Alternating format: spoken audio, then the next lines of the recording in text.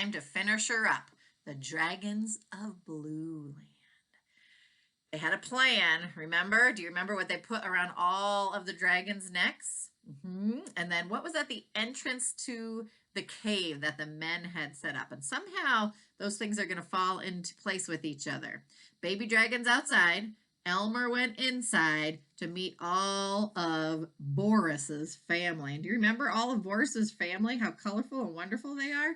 Now, like I said, in this picture, there's no color, but if you can remember how Boris described them all, they've all got yellows and greens and blues and reds and different shades of that. I remember one of them looked like a speckled Easter egg, he kind of said. Some have spots, some have stripes. Stripes going in one direction, stripes going in the other direction.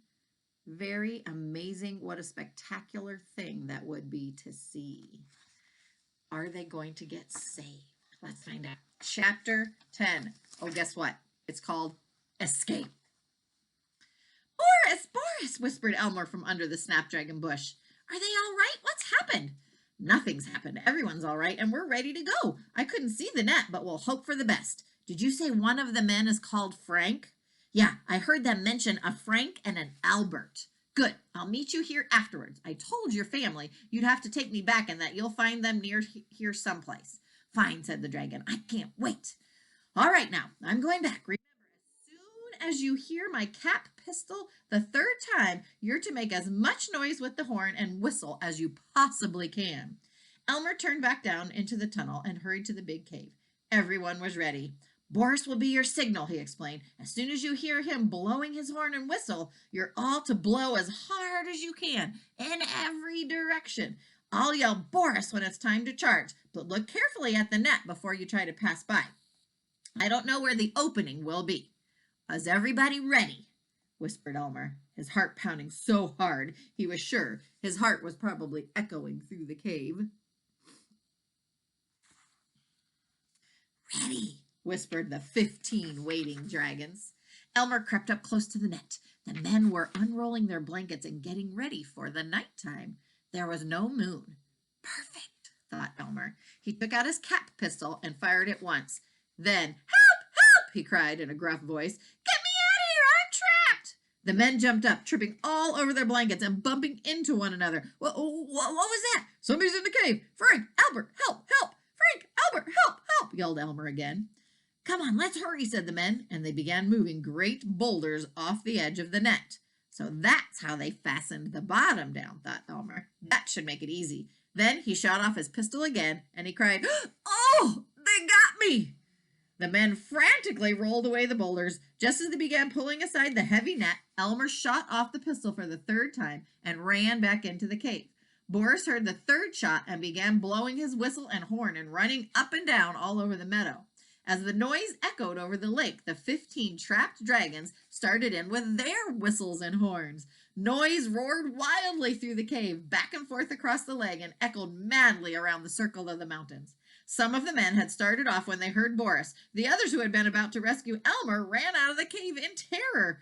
Elmer shouted, Boris! And raced back through the tunnel.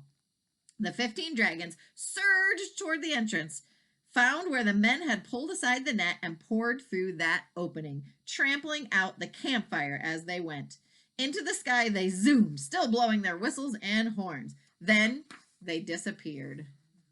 Wow, look at that scene.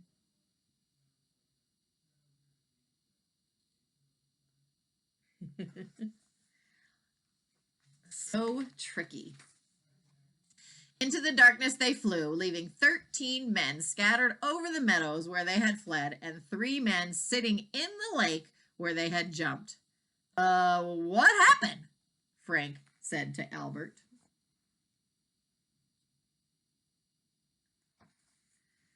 Chapter 11, The Dragon Affair. Elmer ran up to the tunnel to Boris, and away they flew long before the noise had stopped echoing among the mountains. Well, that's it, said Elmer, panting for breath and reaching for his second box of Fig Newtons. Gosh, Elmer, I can't thank you enough. Once again, said the dragon. Never mind that. I never had so much fun in my life.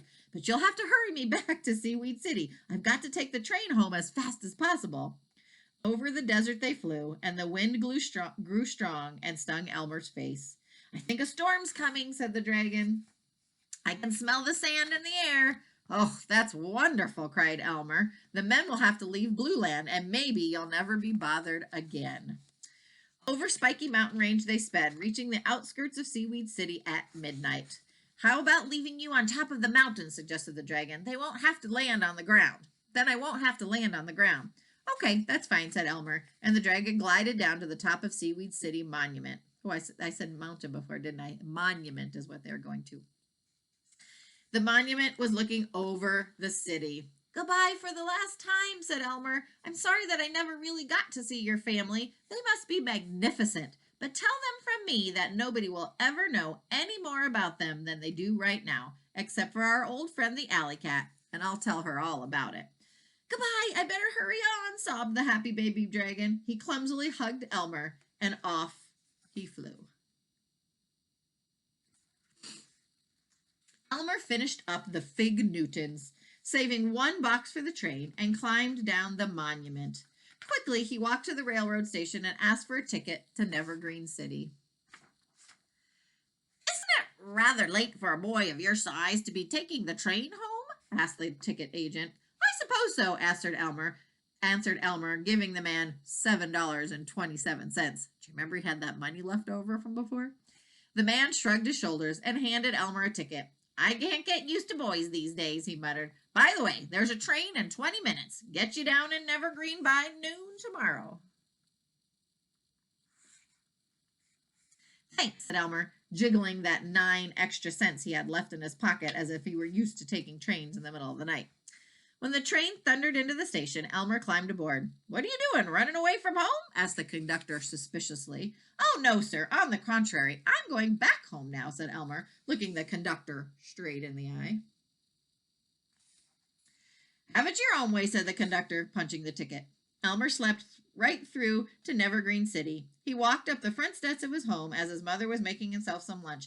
Elmer, you're back. You look half starved, said his mother. I am, said Elmer, hugging his mother and sitting down at the table. He ate 3 bowls of tomato soup, 5 slices of pumpernickel bread, 4 glasses of milk, 6 fried eggs, and 2 huge pieces of sponge cake. Then he went to talk to the old alley cat.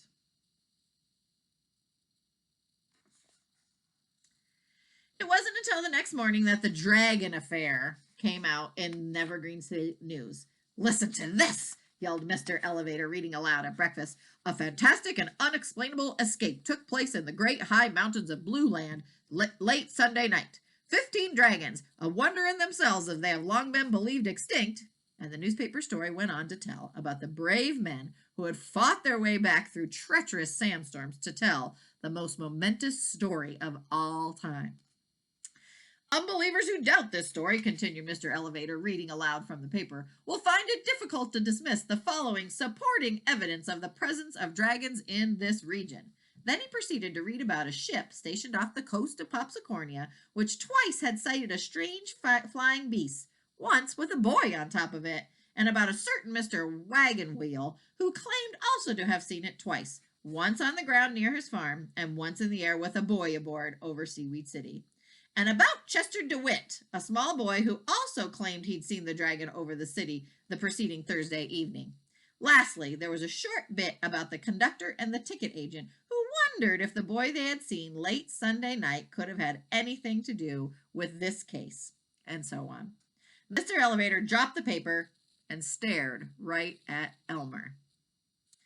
Did you have anything to do with this? I just don't understand your strange trips away from home. Me? Said Elmer, choking on a piece of toast. Why, Father, you don't mean you really believe in all that nonsense, do you? T-H-E-E-N-D, the end. The end. So what do you think? Are the dragons safe? You know what? It's all to our imagination, because this is the last story about the Dragons of Blueland. So hopefully they never got discovered, nobody ever put them in jail, and they were left safe to enjoy their wonderfulness with each other. up on those beautiful mountains. I wonder if Elmer was ever curious about them to go back later in life, maybe as an adult, to visit that dragon when he's not a baby anymore. Maybe you want to write that story. Could you write a story about that? Would it be realistic fiction or would it just be fiction? I wonder why. What do you think? Realistic or just fiction? I would love to hear that story. If you want to write that story, does Elmer ever go back to the dragons? Let me know. Tell me all about it. What are your ideas? I hope you enjoyed your stories. We'll try another one next week.